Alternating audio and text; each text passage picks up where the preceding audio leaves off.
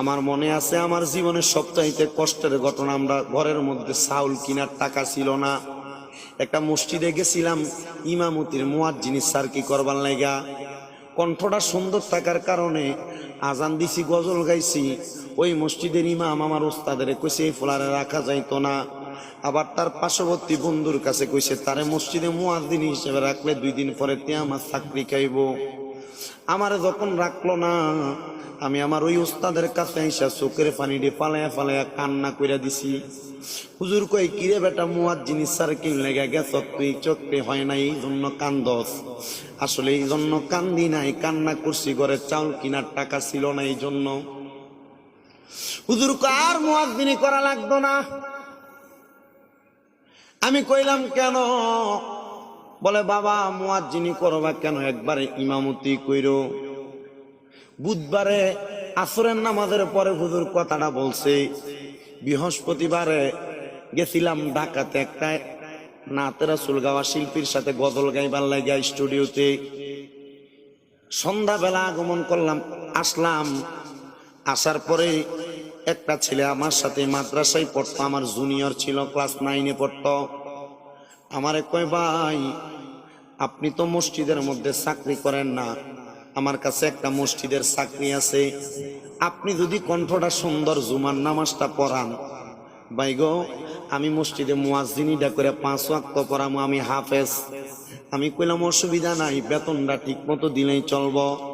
গেলাম ইমামতির ইন্টারভিউ দেওয়ার লাগা। ওই সময় আলিম ফার্স্ট ইয়ারে পড়ি, মানে ইন্টার ফার্স্ট ইয়ারে পড়ি। আমি যখন গেলাম আমার সঙ্গে গেছে 3-4 টাইটেল ওয়ালা একজন মৌলভী সাহেব। কয় টাইটেল? মানে আমার ওস্তাদের ওস্তাদে বেড়া। আমি ছোট মানুষ দেখা আমারে দিছে জুমার নামাজে প্রথম 15 মিনিট ওয়াজ করবার লাইগা। ছোট মানুষ জিকির আজকার কইরা মিলাদ শরীফ কইরা 5 মিনিট ওয়াজ করছি, বসায় দিছে। পরের 15 মিনিট ওই মৌলভী সাহেব ওয়াজ করছে। এটা এই লাইনের না, মানে আমরা সুন্নি জামাতের লাইনের না। এটা কি হেডা কোন আপনারা আশঙ্কা বুঝছেন আপনারা?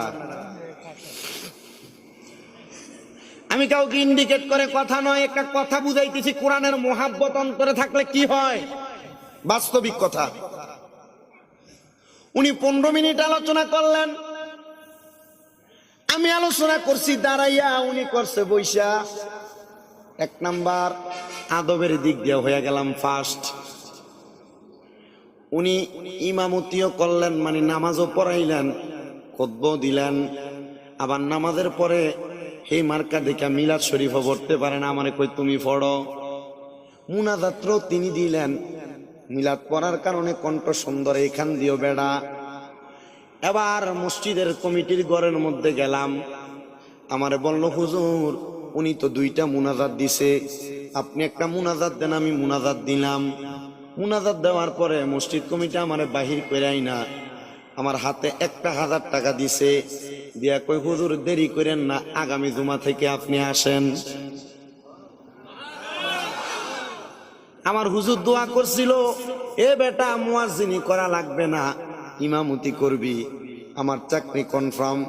এখন পর্যন্ত জুমার নামাজ আদায় করাই। আহারে বন্ধু, একমাত্র আমি দেখছি হুজুরের একটা এলমে তাসাউফের আলাদা ক্ষমতা আছে।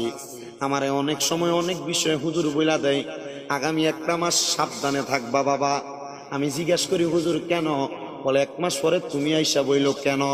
ঠিকই দেখতাম একটা বিপদ আসছে, ঠিকই দেখতাম যে কোনো একটা সমস্যা হয়ে গেছে। আমি একদিন ইলমে তাসাউফের কিতাব পড়তে যেয়ে দেখলাম আমার আল্লাহ ভবিষ্যতে কি হবে এই খবর আল্লাহর প্রিয় বান্দাদেরকে আগে জানিয়ে দেয়। তারা কেমনে জানে? মুসলমান মুরাকাবার মাধ্যমে। এই জন্য আল্লাহ পাক রব্বুল আলামিনের কোনো প্রিয় বন্ধুর সামনে, পীর মাশায়েখের সামনে বেয়াদবি করা যাবে না। পীর মাশায়েখের সামনে আল্লাহর কোনো প্রিয় বান্দার সামনে মনটা বেদার করা যাবে না, এদের সঙ্গে খারাপ আচরণ করা যাবে না, নচেত তাদের মন থেকে যদি বদদোয়া আসে তাহলে আপনারা বদদোয়া দিলে বদদোয়া লাইগা যাইব। এই জন্য একটা কথাই মাঝে মাঝে মনে রাখবেন, সব সময় আদবের সাথে চলবেন। আমার হুজুর আমারে শিখিয়ে দিচ্ছে, আল আদাবু খয়রুম মিনাজ যাহাবি ওয়াল ফিদ্দাতি, আদব হইল স্বর্ণ এবং রূপার চাইতে উত্তম।